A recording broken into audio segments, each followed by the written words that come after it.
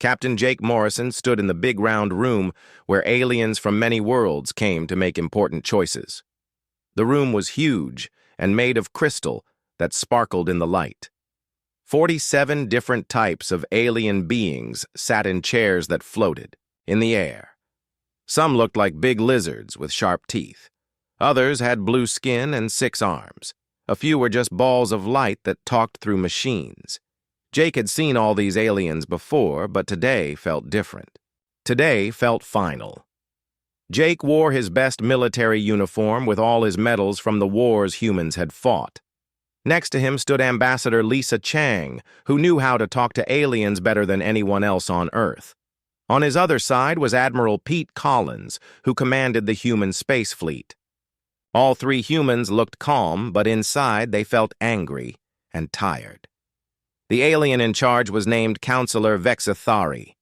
He looked like a giant snake with arms and wore fancy robes covered in jewels. His voice made a hissing sound when he talked. He held up a device that showed numbers on it.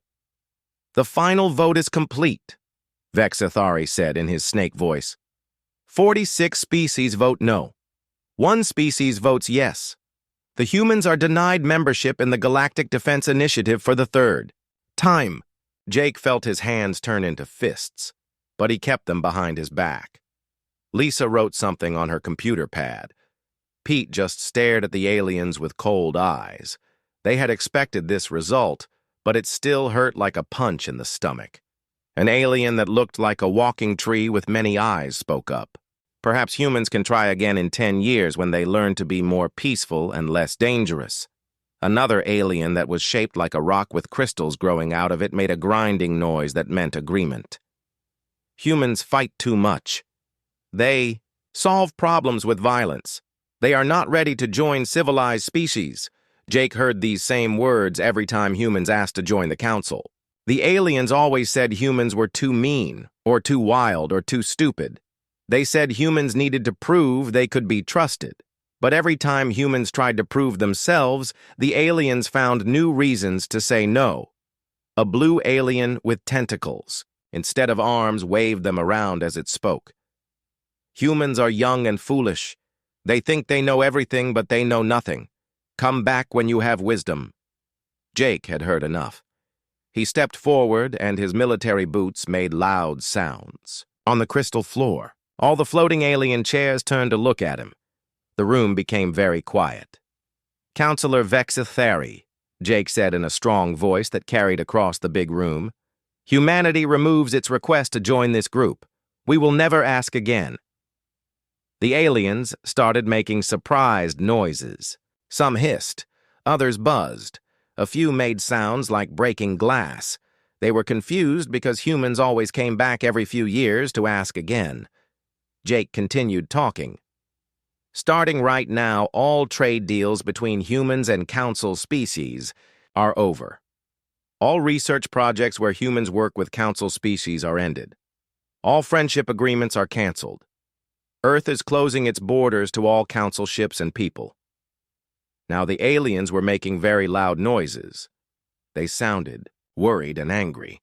Some stood up from their floating chairs. Others started talking very fast in their alien languages. Lisa Chang stood up and turned on her translation machine. "Humanity thanks the Council for teaching us something important today.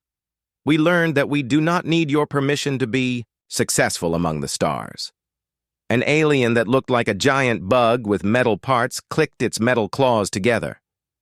"You cannot survive without the Council. You need our technology and our protection." Jake almost smiled when he heard this. "We have survived fine for thousands of years without you. We will survive even better without your rules and your constant rejection." Admiral Pete Collins spoke for the first time.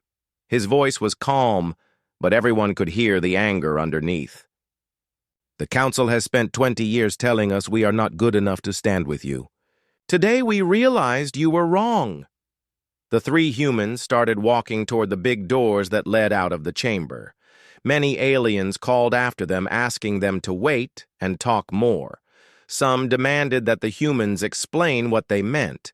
Others threatened that humans would be sorry for this choice. Jake Morrison stopped at the doorway and turned around one last time. He looked at all 46 alien species who had voted against humanity. He looked at their fancy technology and their floating chairs and their jeweled robes. Then he spoke words that would be remembered for many years. You spent decades telling us we were not good enough to stand beside you. Today we realized you were right about one thing. We are too good for you. The massive crystal doors closed, behind the three humans with a sound like thunder. The aliens were left alone in their chamber wondering what had just happened and what it would mean for the future of the galaxy. 5 years passed since the humans walked out of the council chambers. During those years, something strange happened. Humans completely disappeared from council space. No human ships flew on the big trade routes between alien worlds. No human. Diplomats came to meetings between different species. No human scientists worked on projects with alien researchers. It was like humans had vanished from the galaxy. At first, the alien species did not care much. Humans had been small players in galactic politics. They mostly sold raw materials like metals and crystals to other species. They helped with some science projects, but the aliens thought they could do fine without human help. The council members believed humans would come crawling back within a year or two. Dr. Kelly Brooks had been Earth's best scientist who studied alien diseases. She worked with an alien named Dr. Silthara, who came from a world called Altair Prime. Together, they were trying to stop a terrible plague that was killing people on planets far from the center of the galaxy. The research was going very well, and they were close to finding a cure.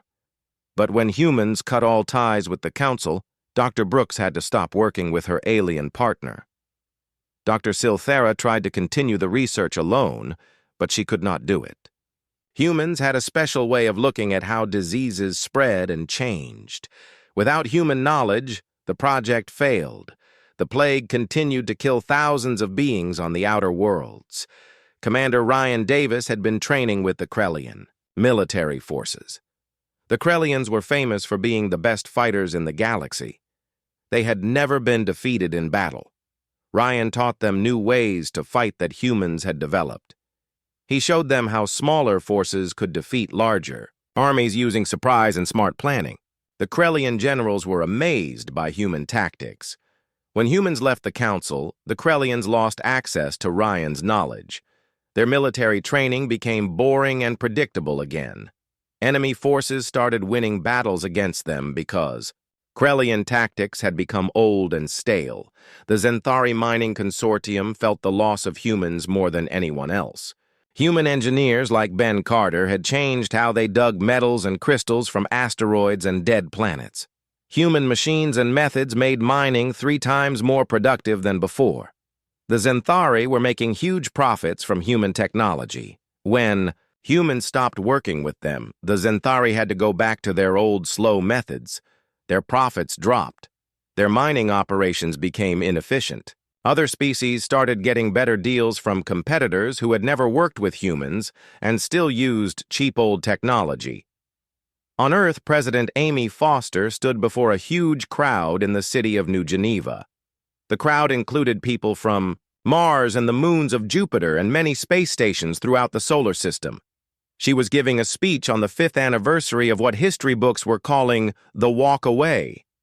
5 years ago, the aliens told us we were not civilized enough to join their club, President Foster said to the cheering crowd.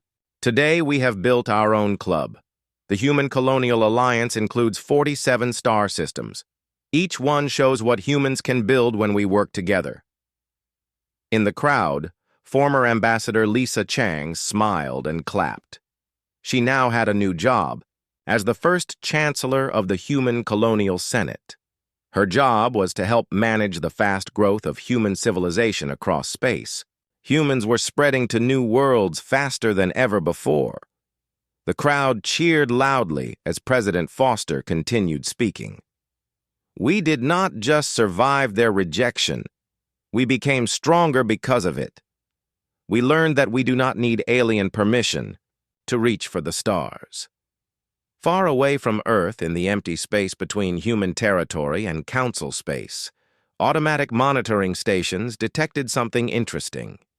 Human ships were moving in large groups toward unexplored regions of the galaxy. These ships carried huge construction equipment and supplies for building new colonies. Whatever humans were building out there, they were building it far from alien eyes. Back on the Council worlds, some aliens were starting to worry. Trade income was down because humans had been good customers. Several important research projects had failed without human participation. Military effectiveness was declining without human tactical knowledge. Councillor Vexathari called a meeting of the Inner Council, which included only the 7 most powerful alien species. The meeting was secret and held in a secure chamber deep underground on the Council homeworld. The human absence is becoming a problem, admitted Councillor Thyalara from the Vegan worlds. Our outer territories are experiencing difficulties that human expertise could solve. Impossible, hissed Vexathari. We ruled the galaxy for centuries before humans existed. We do not need them. But private reports told a different story. Council military forces were having trouble with new types of pirates who used tactics that seemed familiar but improved. Mining operations were falling behind quotas. Disease outbreaks on frontier worlds were getting worse without human medical knowledge. Most worrying of all were the reports from deep space exploration teams. They were finding evidence that someone was building massive installations in unexplored sectors. The construction showed advanced technology and careful planning. But no Council species was responsible for the building. Admiral Zekthos of the Krellian military studied the reports in his private office. The evidence pointed to an uncomfortable conclusion. Humans had not simply gone home to Earth and given up on space exploration. They had gone somewhere else and were building something big. Sir, his aide reported, our long-range sensors are detecting increased activity in the Sagittarius arm of the galaxy. Large energy signatures consistent with major construction projects. Admiral Zekthos looked at star maps showing the vast unexplored regions beyond Council territory. Somewhere, out there, humans were working on something, and they clearly did not want the Council to know what it was. The emergency call came from the far edge of Council space in a region called the Kepler sector. The message was broken and filled with static noise, but the fear in the voice was clear to everyone who heard it. This is Colony Ship Eternal Dawn, calling for help. We are under attack by ships we do not recognize. They will not answer our calls for communication. Their weapons are beyond anything we have seen. Please send help immediately. Then the communication stopped completely. Admiral Zekthos of the Krellian Empire received the distress call at his headquarters on the military world of Krell Prime. The Krellians were the strongest fighters in the Council, and they took pride in protecting weaker species from pirates and raiders. No unknown enemy would be allowed to attack innocent civilians in Krellian territory. Zekthos immediately ordered a battle group of 50 warships to investigate the attack. The ships included his best crews and most advanced weapons. If pirates were operating in Council space, they would learn why the Krellian military was feared throughout the galaxy. What the Krellian battle group found at the location of the distress call confused and frightened them. The Eternal Dawn was floating powerless in space. The huge colony ship carried 50,000 Altarian civilians who were trying to start a new life on a frontier world. But the ship was not destroyed or damaged in any way. "Admiral," reported Lieutenant Vashki from the sensor station on Zekthos's flagship. "The colony ship shows no signs of weapons fire, no hull breaches, no explosion damage, but all power systems are completely dead." Admiral Zekthos had fought in dozens of space battles during his long career. He had seen ships destroyed by plasma cannons and missile strikes. He had seen vessels torn apart by boarding parties and explosions, but he had never seen anything like this. "What is the status of the crew and passengers?" he asked. "All life. Signs are stable, sir. They appear to be unconscious but not injured. Medical scans show they are sleeping, but we cannot wake them up." This made no sense to the Krellian admiral. Pirates attacked ships to steal cargo or take prisoners for ransom. They did not put entire crews to sleep and leave ships floating in, space undamaged. What kind of enemy had technology that could disable a ship without destroying it? 3 weeks later, another incident happened in the Vegan cluster. A Xanthari mining fleet was found drifting in space near an asteroid field. Like the colony ship, these vessels showed no battle damage. Their crews were unconscious, but alive. Most disturbing of all, the valuable ore they had mined was gone, but the ships and miners were untouched. Back on Altair Prime, Dr. Silthera studied medical reports from both incidents. She had been working on disease research before humans left the Council, and now she found herself investigating a new mystery. The unconscious crews showed signs of exposure to some kind of neural disruptor. It was technology that could put people to sleep without harming them. The attackers wanted to disable, not destroy, she reported to an emergency council meeting. This suggests they either have extreme restraint or complete confidence in their ability to defeat us. Counselor Vex Thari slammed his clawed hand on the speaking platform. These are random pirate attacks in remote sectors. Criminals taking advantage of our expanded territory. We must increase patrols and show strength. But other council members were reaching a different conclusion. The attacks showed detailed knowledge of council ship movements. The technology was far more advanced than anything pirates typically used. The pattern of operations seemed familiar, but also improved, like someone had taken council tactics and made them better. On the human world called New Terra in the distant Sagittarius Arm, General Carl Henderson reviewed intelligence reports from his deep space reconnaissance teams. The former Earth Marine now commanded the Human Defense Force, which protected the growing human civilization from threats. Council fleets are investigating the incidents, he reported to President Foster through secure communication channels. Their military forces are spread thin, trying to cover all the new territory they claimed after we left their space. President Foster nodded from her office on Earth. What about our new friends? The Liberation Fleet grows stronger every day. We were not the only species the Council rejected or ignored over the centuries. There are dozens of civilizations out there, and they are very interested in alternatives to Council membership. Neither Foster nor Henderson mentioned the third group of species they had contacted. These were not just rejected applicants like humanity. These were species that had suffered under Council rule for generations. They wanted more than just an alternative to the Council. They wanted revenge against their oppressors. The attacks continued over the following months. Council cargo ships found themselves disabled and robbed, but with crews left alive. Military patrols discovered their weapon systems mysteriously failing during routine exercises. Communication relays in remote sectors went offline for hours, at a time before mysteriously reactivating. Each incident showed the same pattern: advanced technology used with surgical precision, no unnecessary casualties or destruction, professional military operations carried out by forces that seemed to know exactly how Council defenses worked. Dr. Silthara made a disturbing discovery while analyzing data from the latest attack.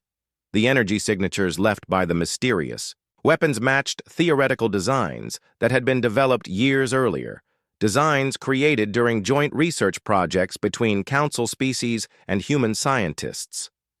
The technology is familiar, she reported to Admiral Zekthos during a secure meeting. It matches weapons concepts that were explored in cooperative projects before humans left the Council. Are you saying humans are responsible for these attacks? The Krellian admiral asked. I am saying someone is using technology that was developed with human participation. But the weapons have been refined and improved far beyond the original designs. Whoever is using them has had years to perfect the technology.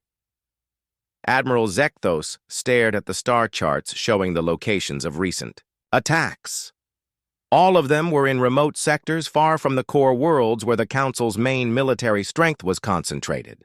The attackers seemed to know exactly where Council defenses were weakest. Send word to all sector commanders, he ordered. Increase patrols in the outer territories, and begin long-range reconnaissance of the Sagittarius Arm. I want to know what the humans have been building out there.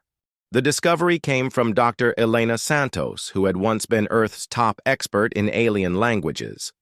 For 6 years after humanity left the Council, she had been working in the far reaches of the galaxy, trying to talk with newly discovered species.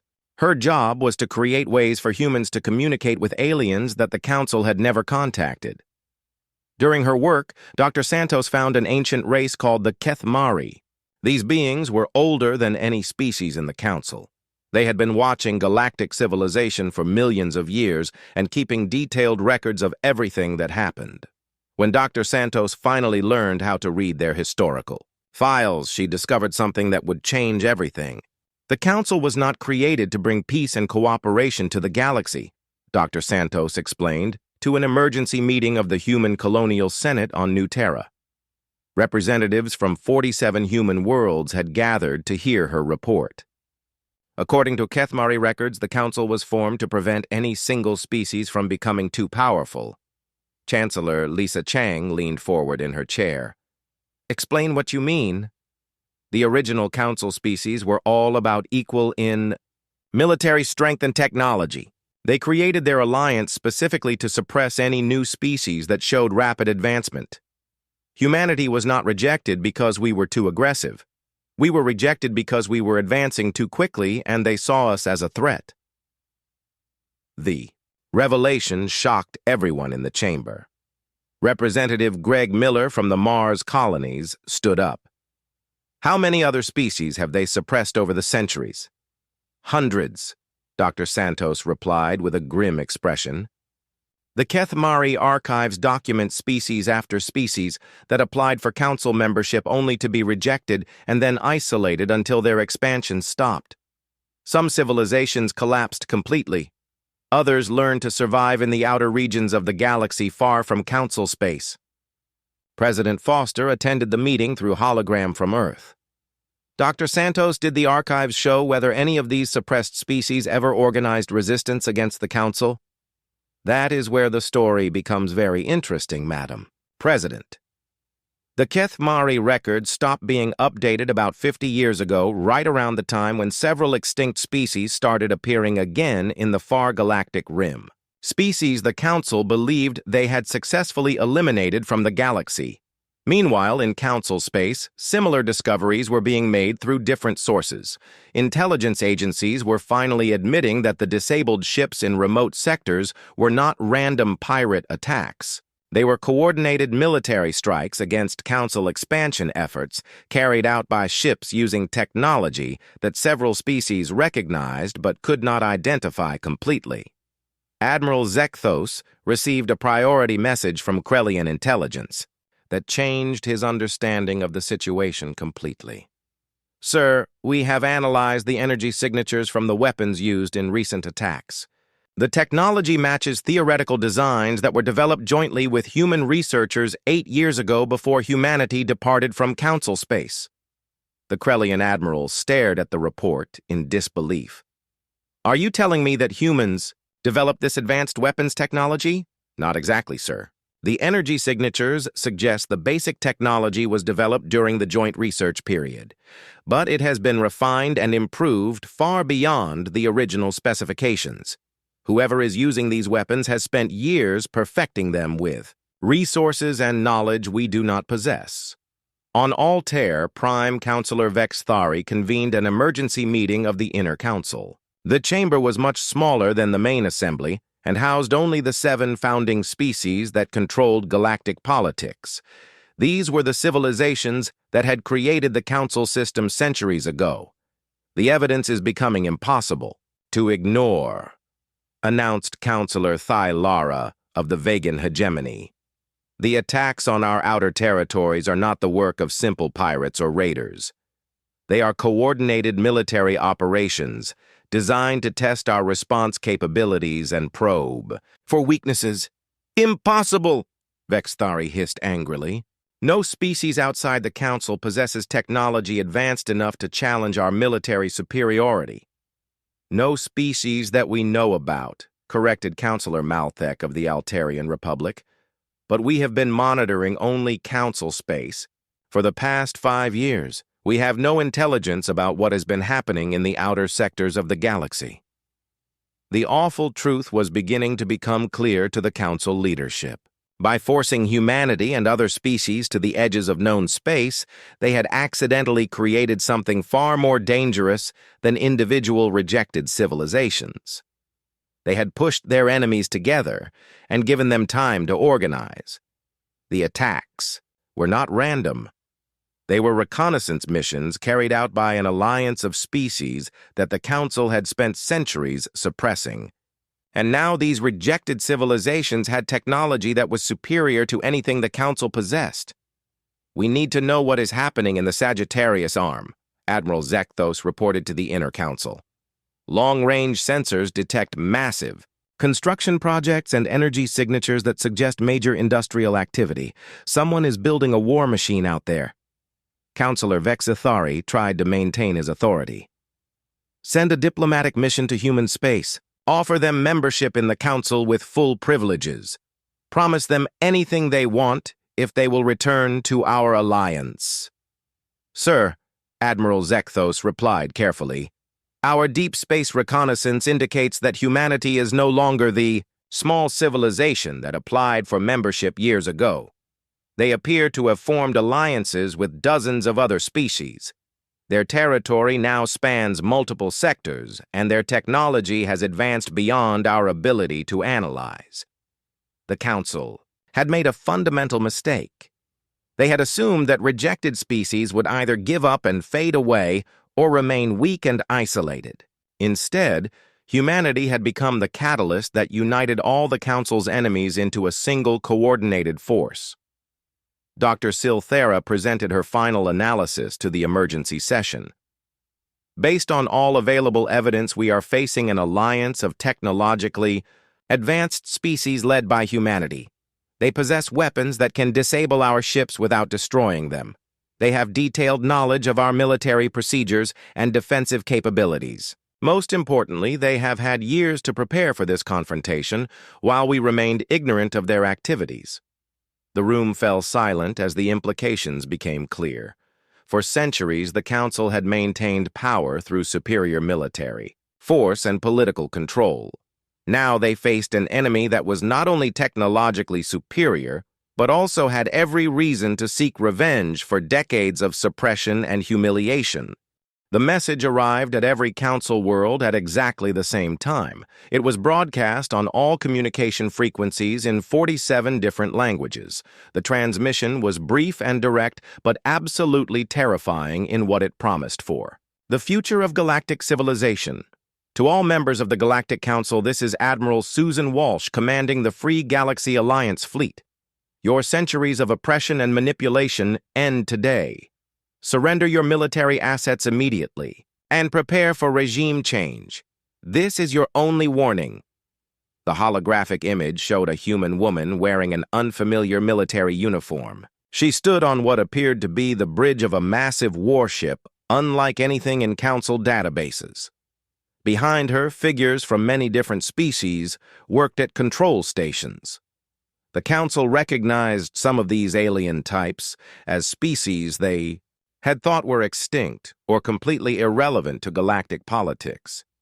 Counselor Vexithari immediately called an emergency session of the full Council. "This is clearly a human plot to destabilize the galactic order that has brought peace and prosperity for centuries. We must respond with overwhelming military force to crush this rebellion before it spreads." But Admiral Zekthos was studying real-time intelligence reports that painted a very different picture. "Counselor, our deep space reconnaissance teams are reporting enemy fleet movements in 7 different sectors simultaneously. Their numbers appear to be substantial." "How substantial?" demanded Counselor Thylara. "Preliminary estimates suggest they outnumber our combined fleets by a ratio of 3 to 1, possibly more, and their technology appears to be significantly more advanced than our own capabilities." The Council chamber fell completely silent. For 6 centuries, the Council had maintained political control through superior military strength. The possibility of facing a technologically superior enemy with greater numbers had never been seriously considered by the leadership. On the bridge of the flagship, Liberation Admiral Walsh reviewed tactical displays with her command staff from multiple species. Colonel Nick Torres, formerly of Earth's Marine Corps, managed fleet coordination between dozens of different ship types. Dr. Priya Patel, who had once worked on Council research projects, had developed the neural disruption technology that allowed them to disable enemy vessels without killing their crews. "Admiral," reported Commander Sarah Kim from the communications station, "Council fleets are mobilizing throughout the core worlds. They are pulling military forces from the outer territories to concentrate their strength." "Exactly as we predicted," Admiral Walsh replied calmly. "Commander Reed, what is the status of our liberation fleets?" Commander Alex Reed, who had once served as a council translator before defecting when he witnessed their oppression tactics, consulted with his multi-species crew. "The Kethamari Deep Fleet reports ready for operations. The Zarthani Resistance confirms their positions. The Hive Mind Collective acknowledges preparation complete." What the Council leadership had failed to understand was that humanity had not simply been rejected and gone home to sulk. Over the past 6 years, humans had become the organizing force that united dozens of suppressed, ignored, and manipulated species into a single coordinated resistance movement. The Free Galaxy Alliance included civilizations that had been fighting Council oppression for centuries. The first major battle occurred at the Vega Junction, a critical hyperspace nexus that controlled access to the core worlds where the Council's main political and military centers were located. Admiral Zekthos led a massive battle group of 200 ships representing the finest military technology the Council possessed. He was confident that overwhelming numbers would compensate for any technological disadvantages his forces might face. He was catastrophically wrong about everything. The Free Galaxy Alliance fleet materialized out of hyperspace in perfect formation. Their ships were unlike anything in Council military databases. The vessels seemed to bend light around themselves, making them difficult to target accurately.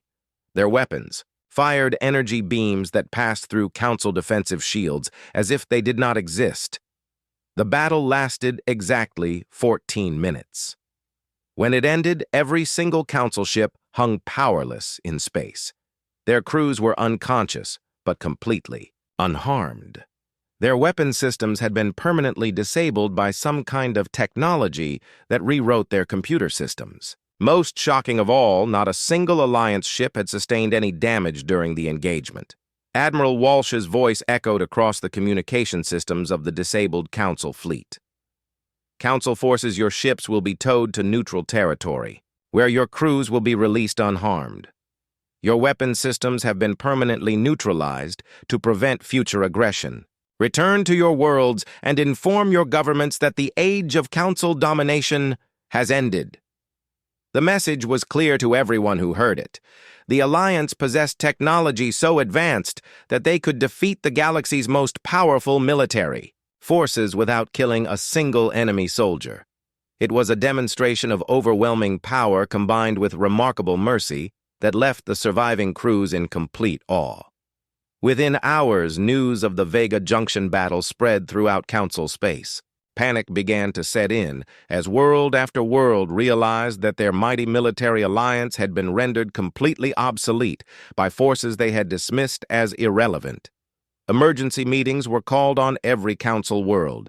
Some governments tried to negotiate separate peace deals with the Alliance. Others attempted to flee to distant sectors beyond the reach of human-led forces. A few hardline species prepared for desperate last stands against an enemy they could not defeat. But the Alliance was not interested in conquest or revenge. They wanted something much more fundamental than military victory. They wanted to completely replace the political system that had suppressed galactic advancement for centuries. Admiral Walsh sent a second message to the Council worlds. "The Free Galaxy Alliance does not seek to rule over you. We seek to eliminate the system of oppression that has held back galactic civilization for too long. Surrender your weapons and prepare for the establishment of a new order based on cooperation, rather than domination." The age of the Galactic Council was ending not through violent conquest, but through the complete obsolescence of everything they represented. A new power had risen in the galaxy, and it was offering a choice between peaceful transition and total defeat. 6 months after the battle at Vega Junction, the Galactic Council as a governing body stopped existing. The end did not come through violent conquest or bloody revolution. Instead, the political structure that had controlled galactic civilization for centuries was systematically dismantled and replaced with something completely different. Former Councillor Malthek of the Altarian Republic stood in what had once been the council chambers. The proud building had been converted into a research facility where scientists from dozens of species worked together on projects that benefited everyone. The politician who had once helped make decisions for the galaxy now served as a historical advisor, helping to document the mistakes of the old system. "I still do not understand how we missed the signs," he admitted to Dr. Kelly Brooks, who had returned from human space to establish the new Cooperative Research Institute. "How did humanity advance so quickly while we remained blind to their progress, Dr. Brooks smiled as she reviewed genetic diversity data from dozens of different species. "You made the same mistake that every dominant civilization makes throughout history. You assumed your way of doing things was the only correct way. Humans did not advance alone. We learned from every species you rejected and every culture you ignored."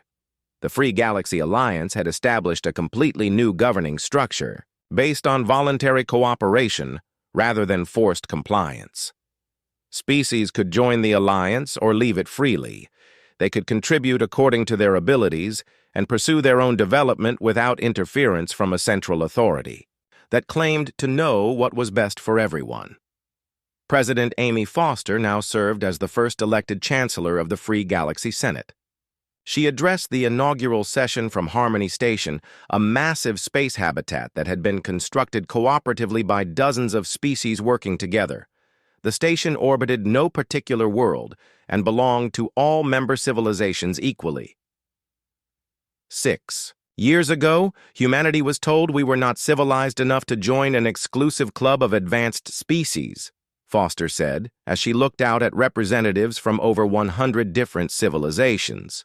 "Today, we have built something much better. We have created a galaxy where every intelligent species has a voice in their own future, a place where advancement is celebrated rather than suppressed, and where cooperation replaces domination as the guiding principle of civilization." In the audience, former council species sat alongside the very civilizations they had once rejected or oppressed. The Krellians, who had been renowned throughout the galaxy for their military prowess, now shared tactical knowledge freely with former enemies. The Altarians collaborated with species they had once considered inferior on medical advances that benefited everyone. Admiral Susan Walsh now served as defense coordinator for the Alliance. She oversaw a military force that was dedicated to protection rather than conquest. The neural disruption technology that had been developed during the Resistance had been shared freely with all member species, ensuring that future conflicts could be resolved without loss of life. The philosophical change was even more significant than the political transformation. The old council had been built on the assumption that resources were limited and expansion had to be carefully controlled by a central authority. The Alliance operated on the principle that intelligence and creativity were unlimited resources that grew stronger when they were shared freely between different cultures. Dr. Elena Santos, working with Kethmari historians, had uncovered archives spanning millions of years of galactic history. "What we have learned," she reported to the Senate, "is that every time galactic civilization has stagnated, it was because a dominant group tried to maintain control by suppressing advancement in other species. And every time civilization has flourished, it was because diverse species were allowed to contribute freely to the common good." The transformation was not without challenges. Some former council hardliners attempted to establish separatist territories where they could maintain the old ways of thinking. A few species struggled to adapt to a system where they could not dominate others. But the overwhelming majority of galactic civilizations embraced the new possibilities that cooperation offered. Commander Alex Reed now served as ambassador for species integration. His job was to help refugee populations from former Council territories adapt to the new system. The most remarkable thing, he noted in his regular reports, is how quickly former enemies become close collaborators when they are no longer forced to compete for the approval of a central authority. The economic benefits of the new system became apparent within the first year. Trade between species increased dramatically when it was no longer controlled by Council regulations. Scientific advancement accelerated when researchers could work freely with colleagues from any species. Military conflicts decreased as the threat of suppression by a dominant alliance was removed.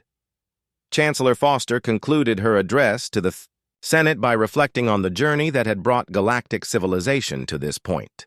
Humanity walked away from the Council not because we were angry or seeking revenge, but because we believed something better was possible. Today we have proven that belief was correct. The applause that followed was not just for humanity's leadership, but for the collective achievement of over 100 species working together toward common goals. The new galaxy was based on principles of advancement, cooperation, and mutual respect, rather than suppression, competition, and fear. The Council had been right about one thing in their assessment of humanity. Humans were indeed too dangerous to be allowed into their system, but they had been dangerous only to a system that was built on stagnation and control. They had been perfect for building something new and better. The age of the Galactic Council was over. The age of the free galaxy had begun, and it promised a future where every species could reach its full potential without fear of suppression by those who claimed to know better.